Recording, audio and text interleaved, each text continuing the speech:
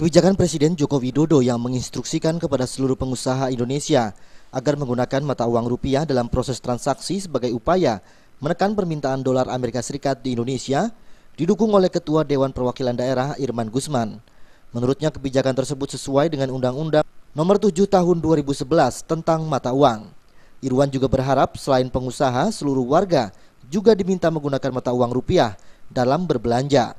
Dengan begitu, kedepannya nilai mata uang rupiah bisa kembali stabil. Sebenarnya nggak usah instruksi lagi, kenakan aja undang-undang, ya undang-undang untuk apa? Transaksi dalam negeri kan ada undang-undangnya. Jadi semua transaksi yang terjadi di wilayah restriksi Indonesia itu wajib hukumnya untuk menggunakan rupiah. Kalau nggak, kenakan aja pasal pelanggarannya itu. Walaupun saya lihat sanksinya nggak begitu besar, tapi diwajibkan. Apakah hotel asing, semuanya ya wajib, dan pemerintah dalam ini harus melakukan inspeksi mendadak, dan kapan perlu harus memberikan sanksi.